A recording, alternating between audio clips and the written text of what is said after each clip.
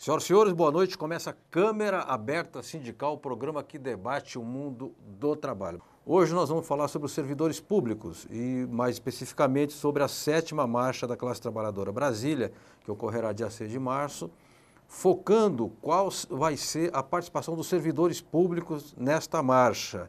Porque as categorias da área privada, elas têm uma pauta mais genérica, porque uma coisa é o metalúrgico, outra coisa é o químico, outra coisa é o condutor, mas o servidor ele tem assuntos que são específicos da categoria. O servidor é uma categoria nacional, nacionalmente adensada, né?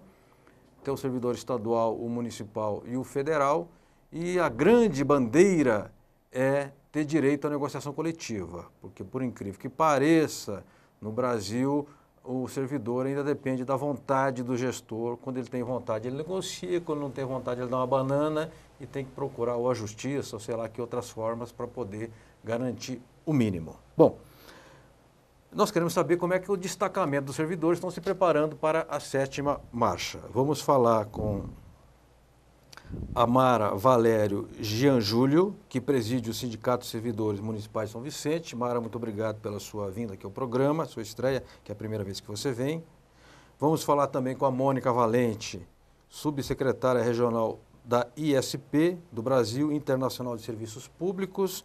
A Mônica é uma conhecida e destacada militante cutista e também tem uma atuação na área política. Eu me lembro de quando ela atuou, se não me engano, na chefia de gabinete da Marta Suplicy, e foi lá sempre muito competente, muito ágil e ajudou muito a Marta a fazer um bom governo aqui em São Paulo. E, por fim, o Sebastião Soares, que é diretor de comunicação da nova Central Sindical de Trabalhadores e dirigente da CSPB, Confederação dos Servidores Públicos do Brasil. A certa altura nós teremos lá pelo 15º minuto uma sessão chamada Na Linha, que terá a participação de Márcia Caldas Fernandes, que preside o Sindicato dos Comerciários de São José do Rio Preto. Portanto, hoje aqui, Sebastião, estamos em minoria, porque as mulheres, 4 mulheres vão participar do programa. Eu vou começar pelo Sebastião, que está aqui na minha esquerda, perguntar como é que estão os preparativos da nova Central Sindical e da CSPB para a 7ª Marcha no que diz respeito aos servidores. Boa noite, João Frazin. Boa noite aos telespectadores do Câmara Aberta. Mais uma vez é um orgulho para a gente participar desse seu programa e aproveitar para parabenizá-lo, porque esse desafio, essa audácia de manter um programa voltado para o mundo do trabalho, com independência e com soberania, só nos merece reconhecer e parabenizar. Muito obrigado. E parabenizar também por esse convite e pelas belas companhias com as quais estamos brindados. A minha amiga de longo tempo, a Mara, a Mônica também, companheira de longo tempo, que tem exercido uma atividade fundamental nesse processo de negociação dos servidores públicos. A Mônica talvez não apareça tanto como deveria aparecer, mas ela é imprescindível nesse nosso processo. Com relação à marcha, a nova central, além das questões gerais da classe trabalhadora, articulada de forma conjunta com as demais centrais sindicais, tem junto com a CSPB a questão central dos servidores públicos nesse momento, que é a negociação coletiva. Nós somos trabalhadores do ponto de vista sindical pela metade, ou talvez nem isso, porque não nos é negado o direito legítimo, garantido constitucionalmente, porém, por uma vírgulazinha de regulamentação, nós não temos acesso a ele, que é a negociação coletiva. Nós dizemos na Confederação que nós não pedimos privilégios, nós queremos direitos, nós queremos ter situações similares ao setor privado. Então nós vamos estar na marcha com mais ou menos 5 a 6 mil pessoas de todos os estados, Vamos ter uma participação especial dos nossos companheiros e companheiras dos servidores públicos. Vamos apresentar uma manifestação específica dos servidores públicos dentro da 7ª Marcha. Então eu acredito que nessa 7ª Marcha, talvez, o grande ponto de destaque serão os servidores públicos, que mais uma vez vão estar nas ruas por um direito elementar, o direito efetivo da organização sindical através da negociação coletiva. Mônica Valente, eu queria saber 2 coisas.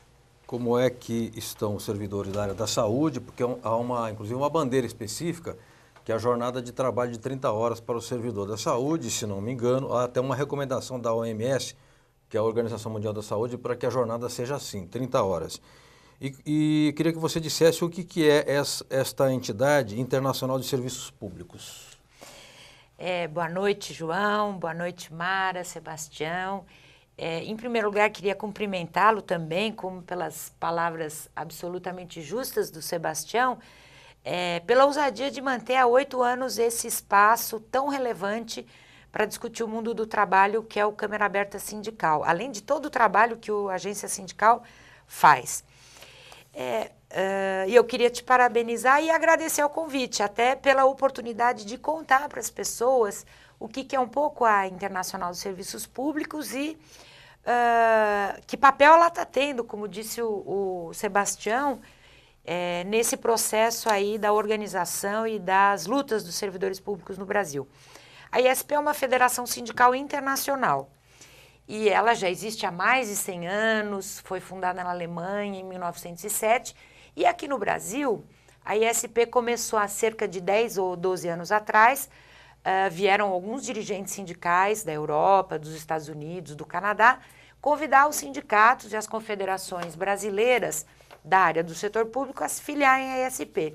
Isso é um processo longo, um processo que demanda bastante debate. Aqui no Brasil o movimento sindical é um movimento sindical bastante plural, com bastante ideias, bastante debate, e desde então a gente vem organizando a seção do Brasil, a Secretaria Subregional, eu sou a responsável, e eu tenho a alegria de ter, entre os filiados da ISP no Brasil, confederações, sindicatos e federações de trabalhadores do setor público de todas as centrais sindicais. Ótimo.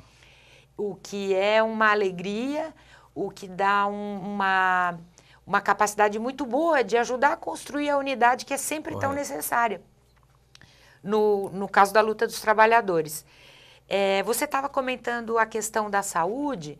Realmente nós temos no Congresso Nacional uma proposta de emenda constitucional para regulamentar a jornada máxima para 30 horas no setor saúde. É um assunto muito polêmico no Congresso Nacional, tem sido feitas inúmeras audiências públicas, muitos especialistas estão vindo, mas ainda nós não conseguimos convencer o conjunto dos parlamentares, dos congressistas a aprovar essa regulamentação. É bastante importante. Isso não é ainda consenso entre as centrais sindicais, mas por falta de informação, de debate, do que por serem contrários. Uma das reivindicações dessa marcha agora é justamente a redução da jornada geral dos trabalhadores para 40 horas semanais, o que nos ajuda também na luta das 30 horas. Perfeito.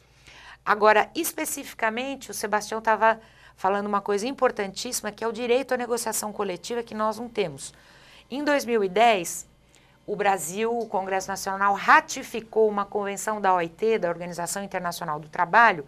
A ISP trabalha muito próxima da OIT, que é a Convenção 151, que regulamenta ou que garante o direito da organização sindical, da negociação coletiva e do exercício da liberdade sindical no caso do serviço público. Foi ratificada pelo Brasil. O ministro do Trabalho, o ministro Carlos Lupe, em 2010, depositou formalmente na Organização Internacional do Trabalho, em Genebra, essa ratificação, e agora nós estamos lutando pela regulamentação desse direito. Perfeito. João, 90% das greves que ocorrem no setor público brasileiro, a Mara, que é presidente de um sindicato, está lá na lida direta, ela pode confirmar, é falta de negociação regulamentada. Eu tenho absoluta certeza que para a sociedade brasileira interessa a negociação coletiva no setor público. Vai diminuir o número de greves, você vai ter um servidor, uma servidora mais contente, com melhores condições salariais, melhores condições de trabalho e que vão lutar para ter um serviço público de qualidade, que é o interesse de todos nós. Perfeito. Mara Valéria Jean Júlio, né? Sim. Eu queria saber quantos trabalhadores existem na base do sindicato que você preside em São Vicente e como é que é a relação com o prefeito, se o prefeito negocia, se tem, digamos, diálogo com a entidade de classe ou se vocês têm dificuldade para encaminhar os pleitos da categoria. Bom, em primeiro lugar, boa noite meus companheiros, Mônica e Tião, né, de longas datas já. Obrigado pela oportunidade da gente falar um pouco sobre isso, porque para nós, São Vicente, acho que nós somos vanguarda e eu consigo entender que nós somos sortudo, porque nós temos uma ligação, eu não sei se porque o servidor está diretamente ligado dentro do município de São Vicente, atuando, todas as regulamentações das leis que aconteciam em São Vicente passou pelo sindicato, pela associação na época, então a gente sempre trabalhou muito próximo do governo, mas a nossa realidade é bem distante da verdade desse país. Né? Nós trabalhamos muito com a federação, né? Eu fui presidente de uma federação estadual e eu sei da dificuldade que foi essa negociação coletiva, não só nos municípios, como nos estados, né, brasileiros. A gente tem essa OIT como, eu acho que é o nosso carro-chefe dessa 7ª marcha, ela tem que ser o carro-chefe. Lógico que a questão da redução da 40 horas é importantíssima. No serviço público isso já é uma realidade, né? A 40 horas, nós estamos mesmo, é uma luta pela relação do trabalho privado, mas no serviço público a gente já está começando a conversar muito seriamente sobre as 30 horas, não só para categorias diferenciadas como a saúde, mas assistência social, tem outros núcleos que eu acho que vai resolver e equalizar o problema dos municípios, que é muito forte, né? A questão dos cargos de confiança e que ingessa um pouco a máquina pública nesse trabalho. Então, eu acho que a 7ª marcha, ela vem trazer um assunto que é de suma importância para a sociedade, porque se a gente pensar que nós somos trabalhadores da máquina pública, e que nós temos responsabilidade, porque somos moradores da cidade também, eu acho que essa marcha vai ser um divisor de águas. Se a gente conseguir mesmo que as pessoas nos ouçam, nós temos a voz da sociedade, não é só o trabalhador, não é só a relação de trabalho que está indo na 7ª marcha, é o servidor público, que ele é o cidadão desse movimento, da qual ele não gerencia, ou ele tem pouco gerenciamento, né? Ele fica só transitando entre o que é nos dado nas mudanças de governo. E o que eu digo é assim, nós somos cidadãos desse município e estamos indo para a marcha para falar sobre isso. É uma marcha que eu já acompanhei, eu acho que é a minha 6ª, eu acho que eu só voltei em 2.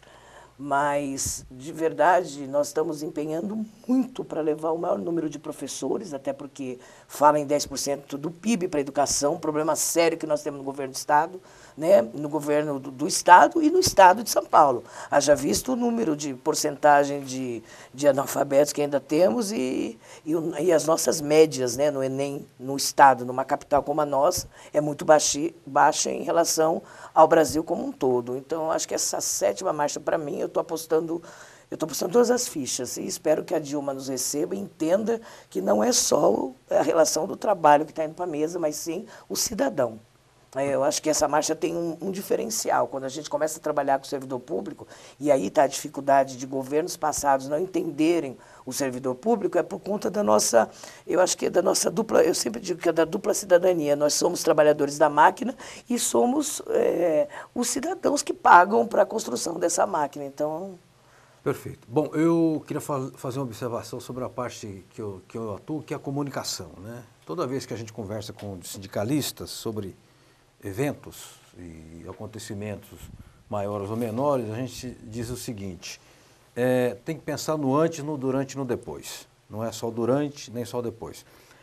Então, eu queria aproveitar que o programa é ao vivo e hoje é dia 27, e nós temos prazo até o dia 26, e fazer um apelo aos dirigentes sindicais que divulguem, que massifiquem essa marcha em seus materiais de comunicação, em seus boletins, jornais, sites, redes sociais, porque nós precisamos, na luta política, ganha quem acumula força. Nós precisamos acumular força do nosso lado, para que a sociedade brasileira abrace as bandeiras da 7ª marcha como sendo bandeiras do povo brasileiro, porque o centro da marcha é a luta pelo desenvolvimento. E a grande luta que se trava no mundo hoje é quem vai ter hegemonia do processo mundial, o capital financeiro especulativo parasitário ou o capital produtivo, que esse é o que nos interessa, esse quem seja uma possibilidade de ter um mundo mais civilizado. Então, a 7ª marcha, ela faz parte da grande luta estratégica dos trabalhadores, não só do Brasil, como dos trabalhadores mundiais. Então, é preciso dar a sua devida importância, como bem lembrou a Mara. Eu estou informado aqui que já se encontra na linha a Márcia Caldas Fernandes, presidente do Sindicato de Rio Preto. Tudo bem, Márcia? Como vai você? Márcia, tudo bem? Está me ouvindo? Tudo bem. E tudo bem em Rio Preto? Como é que Graças a Deus. E escuta, como é que repercutiu aí na base a aprovação pelo Congresso da regulamentação da profissão de comerciários. Sim, é um momento que todos estão apreensivos, todos estão esperando para realmente que a gente tenha essa regulamentação tão esperada há tantos anos, né? Profissão mais antiga e até hoje não regulamentada. E até uma surpresa porque muitos não sabem disso. Então, agora, realmente, vindo na mídia, vindo assim direto dentro do sindicato, é essa informação que tanto nós esperamos. Agora, falta a presidenta Dilma vetar ou sancionar. Você espera que ela irá sancionar a lei, o projeto de lei? Ah, sim, esperamos muito que ela sancione essa lei para que a gente conquiste mesmo, né, essa jornada normal do trabalho, todos os direitos e seja respeitado as horas diárias do trabalhador também. E na 7ª marcha, vocês vão levar essa bandeira da sanção da presidente? Vocês vão botar uma faixa, vão cobrar da Dilma ou não? Sim, estaremos lá presentes, cobrando da presidenta Dilma, com muito enfoque com os trabalhadores de São José do Rio Preto. Estaremos em mais de 200 trabalhadores da nossa base de São José do Rio Preto, em Brasília, junto com todos os trabalhadores e lutando por nossa causa aí, realmente, que é da regulamentação da profissão de comerciário. Ô Márcio, eu tenho aqui em mãos, depois eu vou mostrar, que amanhã, dia 28, a federação vai lançar o Departamento de Saúde e Segurança do Trabalhador Comerciário. A impressão que a gente tem é que o comércio é uma atividade leve. Eu pergunto, existe a incidência de doenças e de acidente no comércio também? Sim, existe e não são poucos. Não são tantos quanto numa indústria, numa metalúrgica, mas existe. Então, a gente precisa realmente ter esse departamento. É um passo muito importante que nossa federação está dando nesse enfoque de ter esse departamento, estar aperfeiçoando cada vez mais os sindicatos, os diretores, para que possa dar um respaldo dentro da empresa. Perfeito, Márcia, eu quero agradecer muito a sua Márcia Caldas Fernandes, presidenta do sindicato. A Dilma gosta de falar presidenta. Sim, do sindicato. Presidenta, que é a mulher, né? A força da mulher aí. Do Sindicato dos Comerciários de São José do Rio Preto. Muito obrigado e um abraço a todo o povo de São José do Rio Preto e região, que eu também sou daí da região e gosto muito assim de Rio Preto, Mirassol e toda essa área, Monte Aprazível, etc. Um abraço a todos, muito obrigado, viu, Márcia? Obrigada e um abraço de todos aqui de Rio Preto e da região. Perfeito. Voltamos com Câmara Aberta Sindical, hoje falando sobre a 7ª Marcha da Classe Trabalhadora Brasília, dia 6 de março, né? Agora daqui a poucos dias, e conversando com a Mara Valéria Giangiulio, que preside o Sindicato de Servidores Municipais de São Vicente, a Mônica Valente, que é secretária subregional de uma Federação Internacional de Serviços Públicos, que ela disse aqui já existe desde 1907, portanto é uma entidade muito sólida e com história, e o Sebastião Soares, que é diretor de comunicação da nova Central Sindical de Trabalhadores e dirigente da Confederação dos Servidores Públicos do Brasil. Sebastião, eu recebi na agência sindical, ou ainda ontem à noite, li no site do Ministério, uma nova medida do ministro Brizola Neto a respeito da regulamentação de sindicatos, criação de sindicatos e desmembramento de entidades sindicais. Eu não li a parte técnica, o juridiquês da portaria, porque eu até não sou jornalista, não sou advogado, mas em tese eu queria dizer que concordo em gênero, número e grau com o ministro, porque é preciso botar um freio nessa fábrica de sindicatos, da picaretagem da criação de sindicatos que existe Brasil afora. Eu quero citar aqui 2 casos escabrosos. Uma ocasião nós ajudamos a desmontar, via comunicação, um sindicato que tinha sido chamado, o edital tinha convocado em Barretos, na arena da Festa do Peão, no dia em que havia Festa do Peão. Então eles iam montar um sindicato neste dia, dentro daquela arena enorme. E outro mais próximo, no Bosque Maia, em Guarulhos. O Bosque Maia, o povo de Guarulhos sabe, parece o Ibirapuera aqui de São Paulo, num local, no Bosque Maia.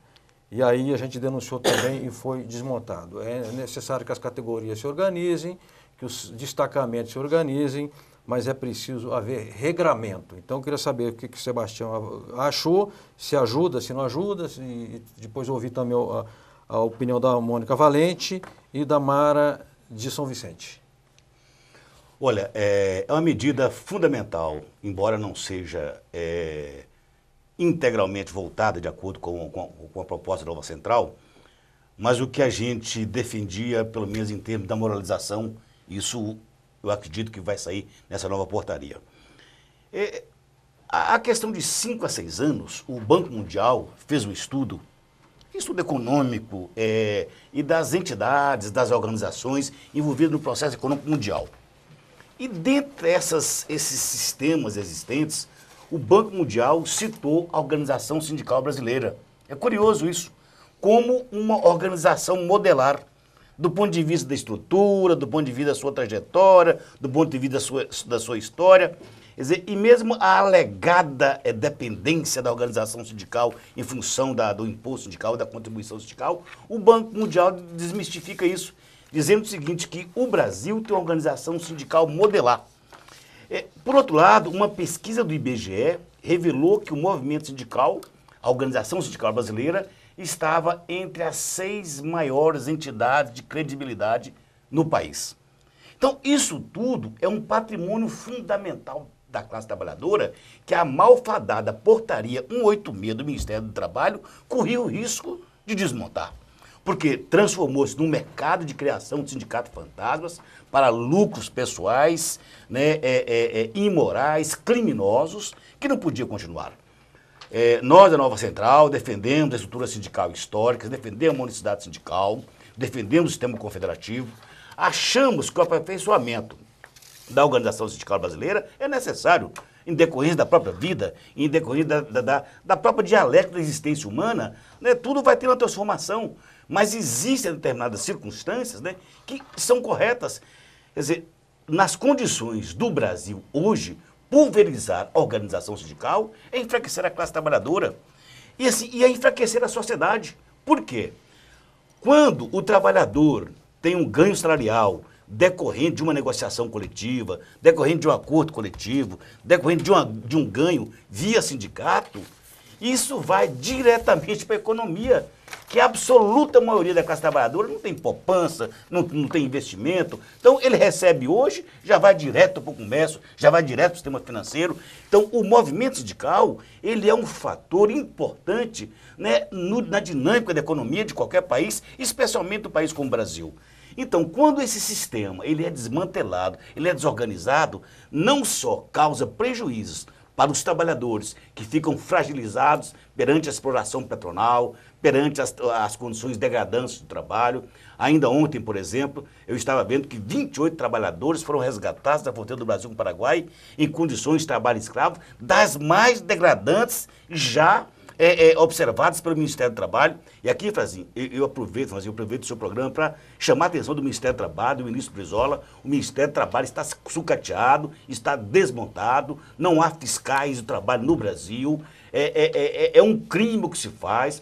Assim, é um grupo muito reduzido que se esforça, se desdobra, que sofre ameaça de morte. Então, nesse sentido, até para fortalecer essa nova portaria que moraliza o sistema, que respeita a organização sindical, que respeita a unicidade, então ela precisa de um pouco mais além, de aparelhar, de resgatar o Ministério do Trabalho para a sua função nobre que ele exerce até o presente momento. Mônica Valente, você quer comentar a medida do ministro? Rapidamente.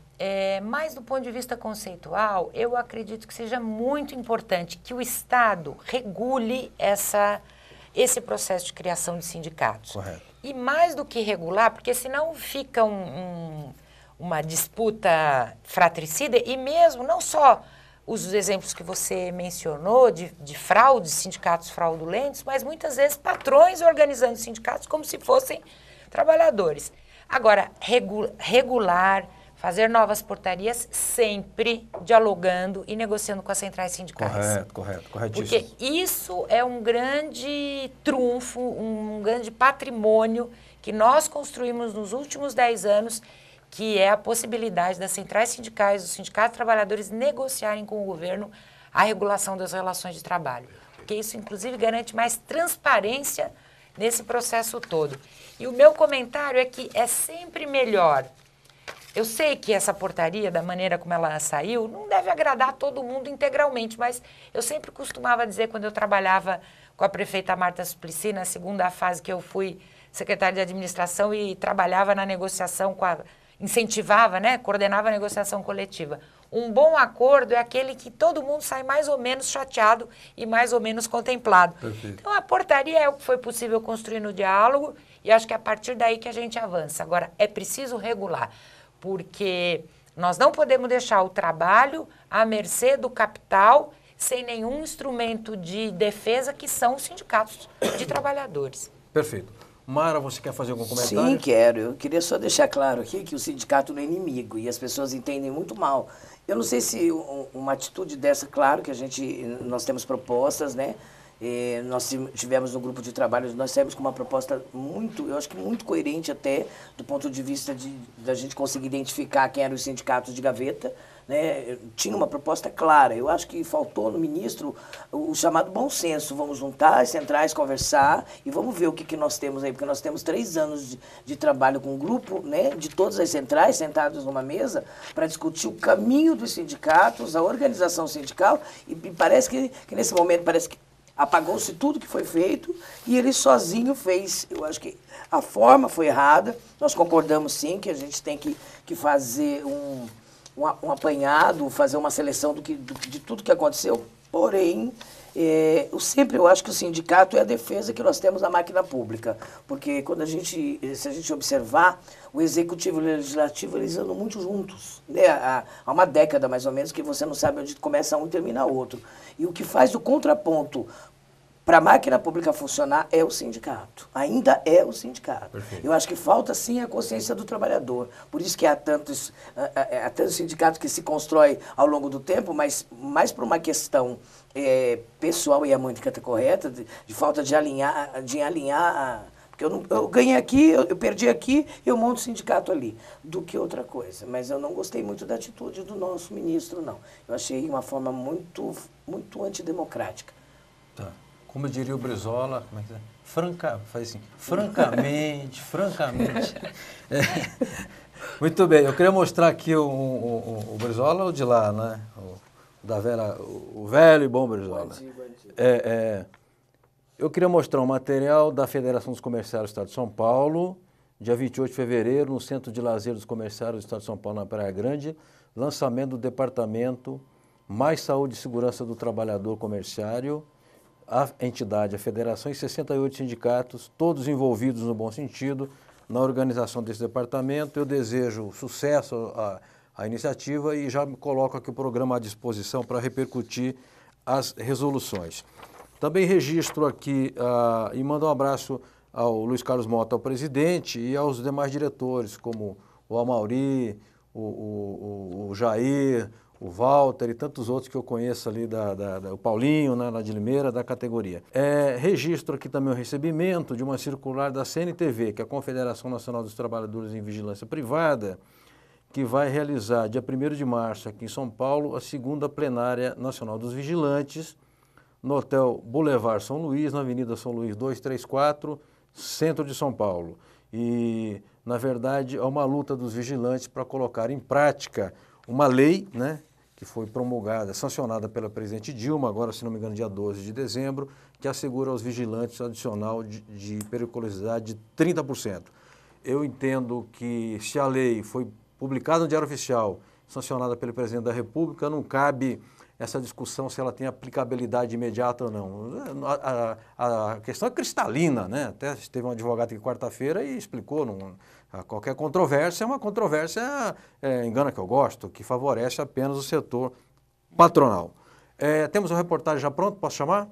Senão eu vou dar prosseguimento. Bom, agora estamos aqui no 32º minuto do programa e a gente fez uma rápida matéria com o Miguel Torres, que preside o Sindicato dos Metalúrgicos de São Paulo e a da Força Sindical, falando sobre a 7ª marcha. Vamos à matéria e voltamos para falar de servidores.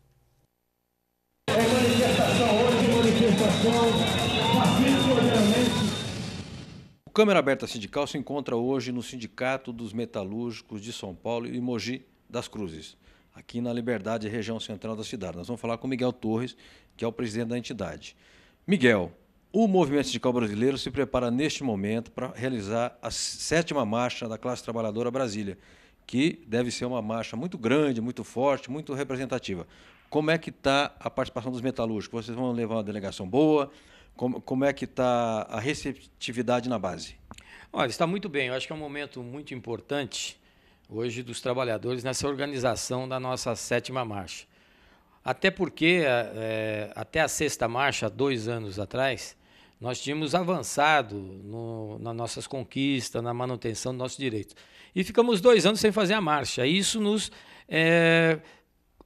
cortou um pouco o nosso relacionamento com o governo. Eu acho que a marcha ela era um ponto que fazia o governo conversar com os movimentos sociais, particularmente com as centrais sindicais. Então, estamos retomando, nesse ano, a 7ª marcha, para colocar de pé a nossa pauta, que é a mesma pauta da Concrate no Pacaembu, lógico, atualizada, com os temas atuais, mas levantando a nossa pauta de reivindicações.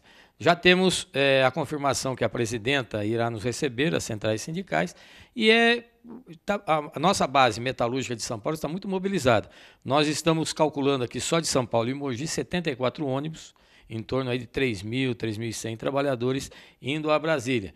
Do setor metalúrgico do estado de São Paulo, mais 3.000, o companheiro Magrão, da Federação dos Metalúrgicos, também está organizando. Então, a participação metalúrgica será muito grande nessa marcha e, com certeza, vai ser mais um marco e para a gente poder estar fazendo as nossas reivindicações fruírem dentro do cenário nacional.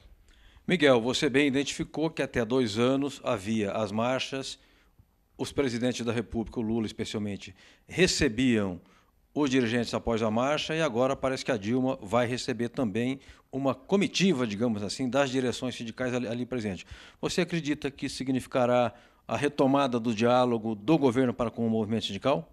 É isso que nós estamos apostando. Eu acho que a Dilma falta ela abrir esse espaço para os movimentos sociais, em especial para as centrais sindicais.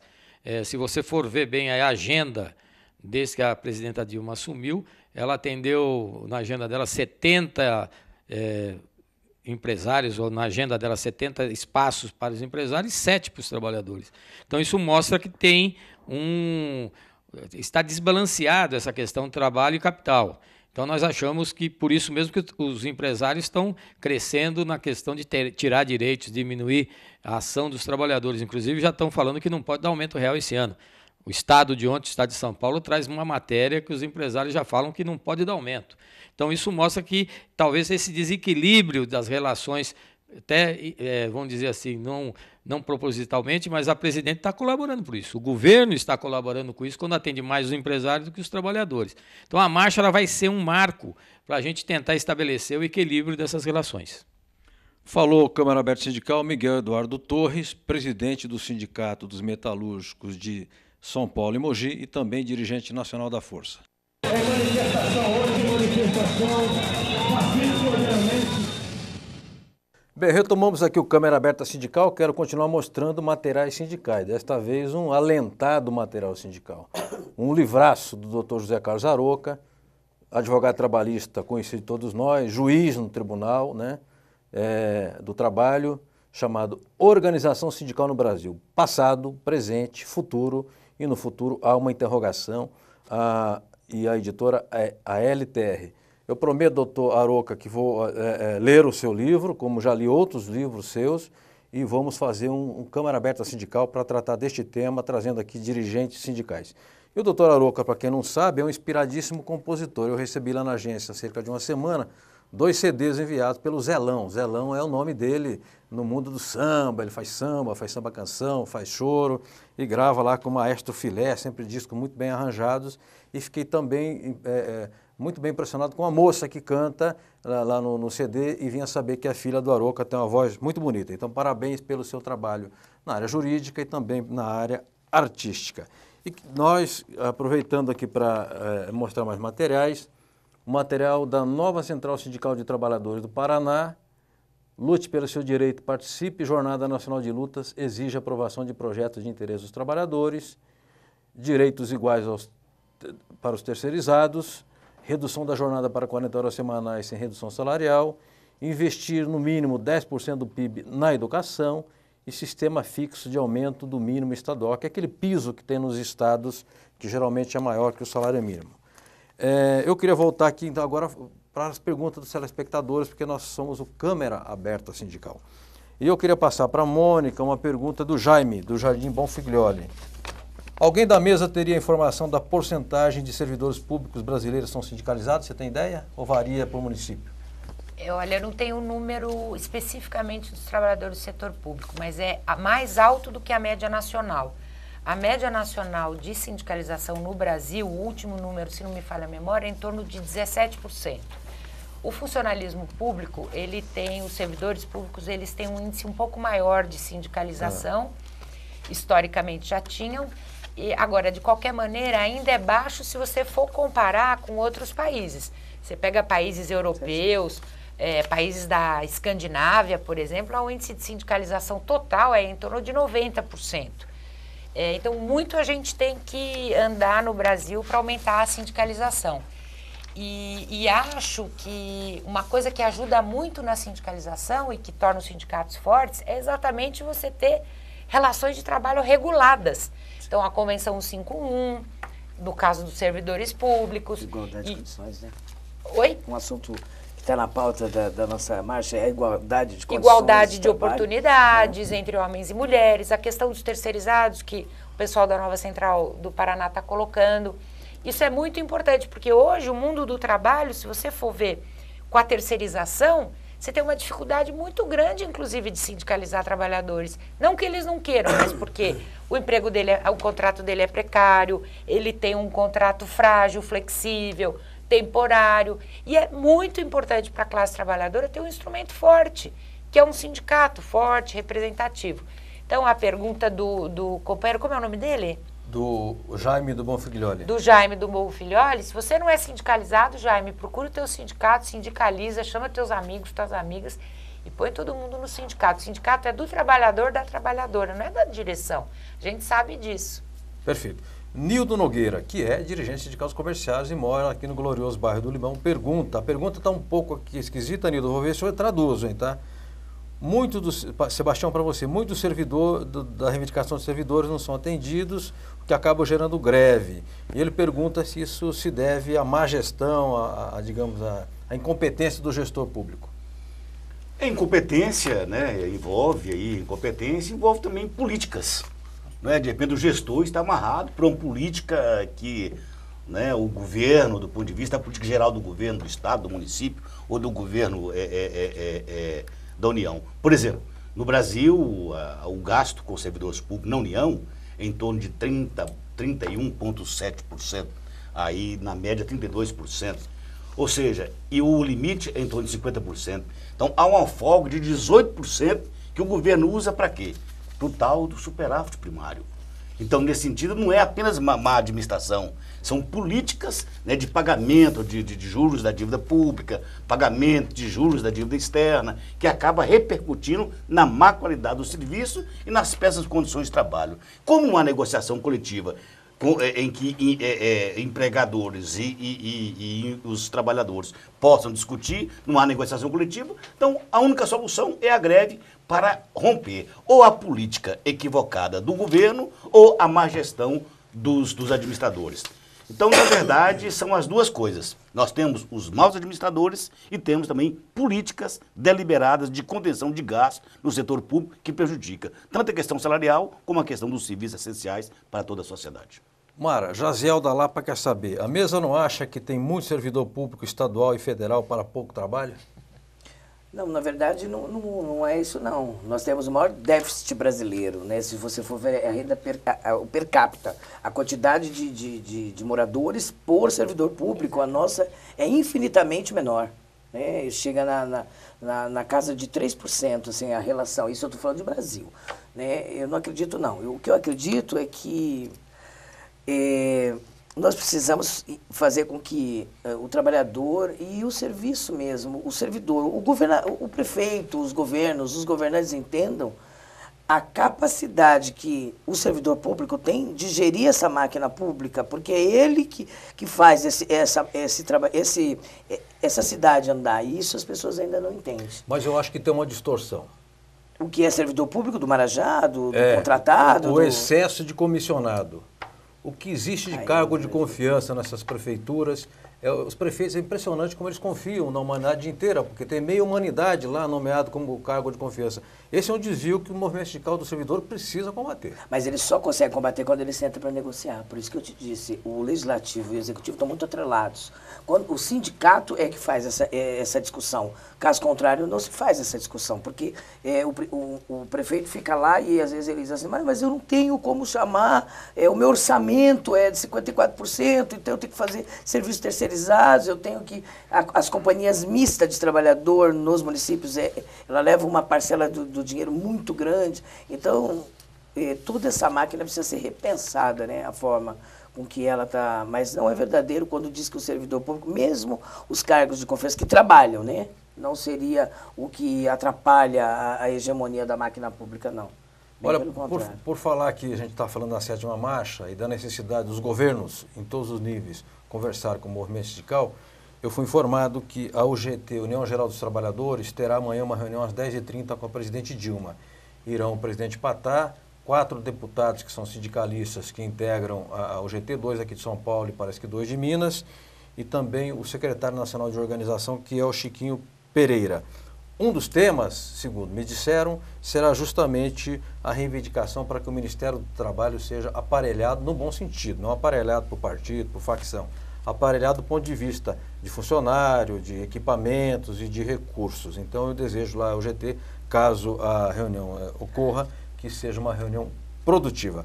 Eu vou passar para a Mônica uma pergunta da Esther da Moca, porque há um mito de que o servidor não é demitido. Primeiro que hoje a imensa maioria é seletista. Então aplica a CLT. Isso mudou muito. E diz aqui, pergunta a Esther, em quais condições o servidor público pode ser demitido, se há justa causa no setor? Ah, sem dúvida nenhuma. Bom, em primeiro lugar, a estabilidade do servidor e da servidora pública, muito que deixou de ser a regra. Porque você tem muitos trabalhadores regidos pela CLT, depois principalmente, como lembrou a Mara, a emenda 19, essa estabilidade diminuiu muito, você tem muito CLTista, tem muitos terceirizados. E segundo, claro que há justa causa, sim, sem dúvida.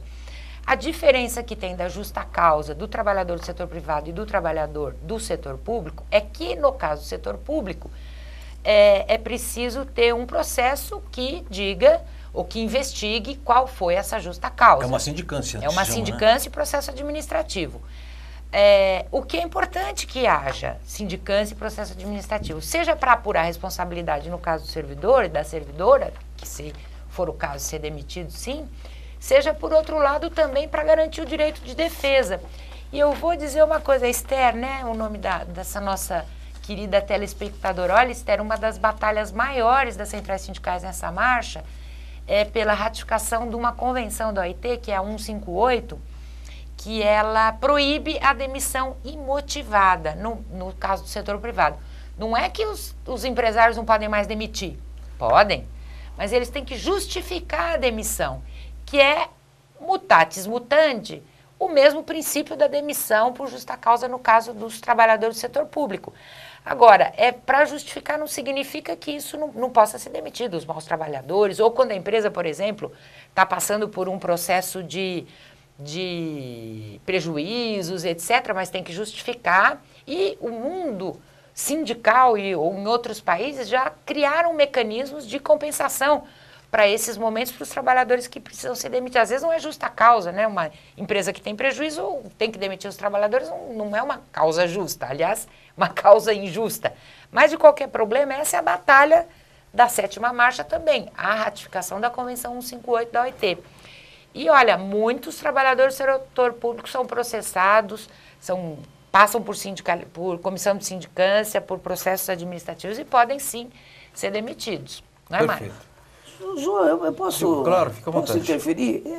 Está vendo como há um equívoco muito grande do outro lado? As pessoas olham o servidor público sempre com essa condição de que é o trabalhador que ninguém mexe, é o trabalhador... É tão equivocado, companheiro Esther, a gente sabe de grandes problemas de assédio, e principalmente os maiores assédios são no serviço público, né, porque nós trabalhamos diretamente com o governo, diretamente com o poder executivo, são trabalhadores, muitas vezes aí nós temos que fazer a diferença do trabalhador do setor público e do servidor público, né, do funcionário público, porque a gente às vezes tem a ideia do cargo de confiança, como o João tinha colocado, e esquece que o trabalhador que está ali na sala de aula é um professor, é um servidor público, a gente esquece do enfermeiro, do auxiliar, que é um servidor público, do cara que calça a tua rua é um servidor público. Então, a consciência do trabalhador ainda do setor privado nos olham de uma forma diferenciada. E foi um avanço, e queria Deus que a gente consiga esse avanço para todos os trabalhadores, né? Porque não dá para, eu não gostei de você, ele manda embora. Se a gente não tivesse isso no setor público, seria a maior enxurrada de demissões já vistas na história. Por razões partidárias, de políticas partidárias, isso, por nunca, às exemplo. vezes, pela competência do profissional. Então, é um mecanismo, foi um avanço que o servidor público conseguiu ao longo do tempo, porque vou repetir, é um dos trabalhadores mais assediados, é o servidor público. Perfeito. Sebastião, da Nova Central e da Confederação dos Servidores Públicos do Brasil. Ernesto de Santana pergunta, ocorre ou não terceirização de mão de obra no serviço público? Ernesto, esse é o nosso grande câncer. Nosso problema. Essa é a nossa luta. A terceirização é o ralo por onde penetra a corrupção. A terceirização, primeiro, que ela rompe com o princípio constitucional de que no setor público deva se contratar apenas mediante concurso público. Perfeito. A terceirização, muitas vezes, é o pagamento da dívida eleitoral durante a campanha. Uma serviço, né? Então, a terceirização, muitas vezes, ela é necessária, porque há situações de emergenciais, há determinadas obras. Agora, isso tem que ser parametrado pela lei, tem que ser rigoroso. Mas da forma como é feita hoje, em todos os níveis, é um gasto exacerbado, porque às vezes o trabalhador terceirizado, ele custa para o ente federativo, para o setor público, às vezes 3, 4 vezes mais. Ele recebe lá R$700, enquanto que a empresa que terceirizou recebe 2.100, 2.000 e tantos. É um absurdo.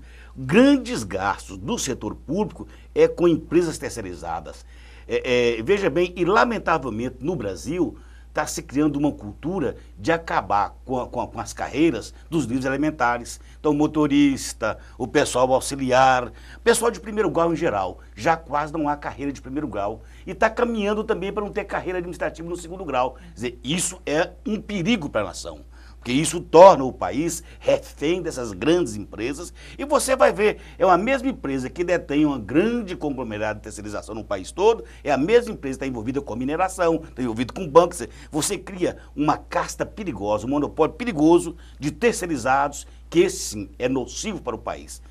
O que nós defendemos e que a sociedade deve defender é que no serviço público a admissão tem que ser exclusivamente através do concurso público. Perfeito. Posso acrescentar? Claro. Uma coisa sobre a terceirização que eu acho que é importante o telespectador e a telespectadora saber. Muito se elogia a lei de responsabilidade fiscal que limitou os gastos com salários no funcionalismo público, em todos os níveis.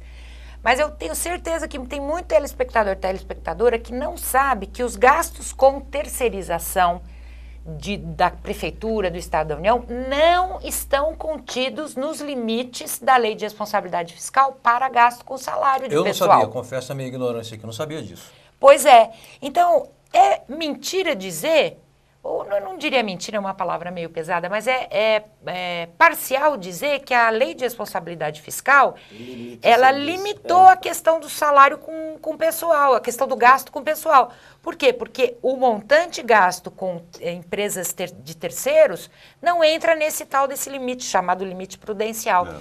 Então, é por onde, o Sebastião tem razão, é por onde pode acontecer contratações irregulares fora do concurso público, é por onde pode acontecer a corrupção, é por onde pode acontecer uma série de malefícios. Desvirtuamento do Estado. Desvirtuamento. Agora, deixa eu só deixar claro uma coisa. Nós, de uma maneira geral, somos contra a terceirização, mas não contra o trabalhador terceirizado, a trabalhadora terceirizada, porque às vezes você não tem alternativa, você tem que pegar um trabalho como trabalhador terceirizado e assim por diante. Agora, se a gente briga para ter concurso público, nós queremos dar oportunidade desse trabalhador, dessa trabalhadora terceirizada, poder ascender uma carreira, um cargo com carreira, com perspectiva de qualificação profissional e tudo mais. Perfeito. Olha, rapidamente, que a gente está começando a correr contra os segundos aqui. Mara, de São Vicente. Há uma degeneração dessa ideia de terceirização, que são as frentes de trabalho. A frente de trabalho, ela tem um caráter emergencial. Tem seca no Nordeste, no interior do Ceará, frente de trabalho para que as pessoas não morram de fome. Há enchentes lá, sei lá, em Blumenau, não sei aonde, frente de trabalho. Agora, prefeituras que eu conheço que tem frente de trabalho há 3 anos, pagando meio salário mínimo. Isso é exploração da mão de obra. Sim. Existe lá em São Vicente isso? Claro, ou não? bastante. Em todos os lugares, ONGs ou CIPs que estão cuidando de projetos, até vou muito mais longe, na área da saúde. Né? Os emergenciais hoje, as prefeituras fazem os chamados contratos emergenciais, quando você vê, fica 2, 3, 4 anos. Temporário às vezes permanente. o temporário permanente, às vezes com o mandato todo do cidadão. Isso é perigoso, isso é que nós, sempre o sindicato tem postura de estar lá verificando, vigiando, denunciando, e tem que denunciar mesmo, porque daí é que escorrega o dinheiro bendito do nosso companheiro Tiãozinho, que sai 3 vezes mais caro e é um desserviço, né? Porque a gente sabe que o serviço público ele tem essa relação com a comunidade. E quanto que o profissional, que ele está ali só para fazer o seu... Porque é diferente do servidor público, a gente não trabalha com produtividade, a gente trabalha com a produtividade humana. E aí só consegue fazer essa produtividade humana quem faz parte do comprometimento com a cidade. E o servidor, como disse, ele precisa trabalhar, ele é temporário. Hoje ele está aqui, amanhã ele está ali. Hoje ele está prestando serviço para uma organização, daqui a pouco para outra organização. Então, não temos lastro desse trabalho. É um desserviço que presta-se ao município. Perfeito. Eu queria rapidamente, 1 minuto de cada um no máximo, sobre o seguinte aspecto. O movimento sindical brasileiro tem 2 janelas que precisava resolver. Uma delas era a diferença entre o trabalhador, o movimento sindical da ativa e dos aposentados. Felizmente, se constituíram sindicatos de aposentados e hoje há um entrelaçamento, há uma parceria entre o setor privado e os aposentados. Isso parcialmente foi resolvido. Mas eu acredito que precisa resolver ainda uma diferença que há entre o movimento sindical do setor privado e do setor público. Exatamente. Pergunto, Sebastião, nesta marcha, ela vai ensejar uma aproximação maior entre os segmentos da área privada e públicos? Eu acredito que do ponto de vista mais geral, já existe hoje um certo sincronismo. Nós já fomos muito mais rejeitados em tempos atrás. Verdade. Nós não éramos considerados nem É trabalhadores. verdade. Eu acho que a grande conquista foi de passar a entender os servidores públicos como trabalhadores como os demais. Correto. Quer dizer, nós temos relações de trabalho distintas? Temos. Nós temos locais de trabalho distintos? Temos. Mas veja, por exemplo, nós servidores públicos não temos, por exemplo, a proteção em relação à saúde ocupacional que tem no setor privado. Então, nós precisamos, inclusive, do apoio do sindicato, do setor privado, para que a gente possa conquistar a saúde ocupacional. Então, hoje, eu acredito que nós podemos aperfeiçoar e devemos aperfeiçoar, mas já há um entendimento, inclusive, das centrais sindicais, né? Hoje, os sindicatos, os servidores públicos participam das centrais sindicais de forma, nas mesmas condições do setor privado. Essa dicotomia, a meu ver, ela desapareceu. Ainda existe, mas do ponto de vista mais geral, do ponto de vista da aparência da unidade, setor privado e setor público, eu acho que essa dicotomia ela não existe mais. Mônica Valente, 1 minuto para você falar. Eu o que você acha? Eu tenho certeza de que nós só conseguimos a ratificação da Convenção 151 da OIT. E desejar especialmente aos servidores públicos que tenham uma presença destacada e que saiam desta marcha com a garantia da implementação da Convenção 151 da OIT. Então, a todos e a todas que nos acompanharam, e especialmente aos que mandaram perguntas, o Cássio da Liberdade, Gilmar, Serginho da Consolação, Miguel de Moema, Josué da Vila Carrão, Ernesto aqui de Santana e tantos outros, Rodrigo da Penha, que eu não pude fazer as perguntas, não houve tempo, fica para uma próxima. Vocês ficarão agora com a mensagem da Mariazinha, que é da Contratu, que é a Confederação Nacional dos Trabalhadores em Turismo e Hospitalidade, e o tradicional minuto, o momento da Federação dos Comerciários. Forte abraço e até quarta-feira que vem com um novo Câmara Aberta Sindical.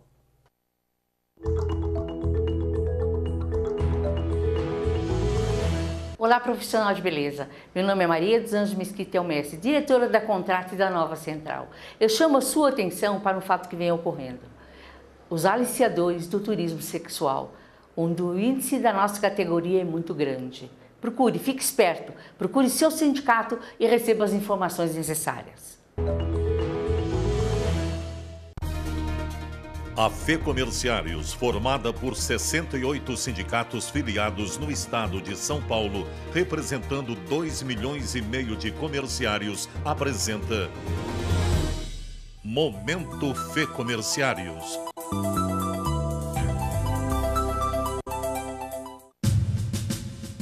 O presidente da FEComerciários, Luiz Carlos Mota, e vários dirigentes sindicais comerciários acompanharam no plenário do Senado Federal, na quarta-feira, dia 20 de fevereiro, a aprovação do projeto que regulamenta a profissão dos trabalhadores comerciários. Agora, a matéria segue para a sanção da presidente Dilma Rousseff. No dia 21, o presidente Mota recebeu na sede da federação uma delegação de dirigentes sindicais comerciários e do setor de alimentação dos Estados Unidos e do Canadá para conhecer a estrutura sindical comerciária no estado de São Paulo. O ministro do Trabalho e Emprego, Brizola Neto, visitou dia 21 a sede da FEComerciários, sendo recepcionado pelo presidente da entidade, Luiz Carlos Mota, pelo secretário adjunto do Trabalho do Estado de São Paulo, Aparecido Bruça Rosco, pelos diretores Jair Mafra e Carlos Dionísio de Moraes, pelo presidente dos Sincomerciários de Tupã, Amaury Mortágua, e por assessores da FEComerciários. Ainda no dia 21, o presidente Mota recebeu também na sede da federação para uma reunião dirigentes patronais da FEComércio para resolver algumas convenções locais, como Barretos e Itapira. À noite, no Salão Nobre da Universidade de Direito de São Paulo, foi realizada a cerimônia de posse do novo Superintendente Regional do Trabalho do Estado de São Paulo, Carlos Frederico Zimmermann Neto.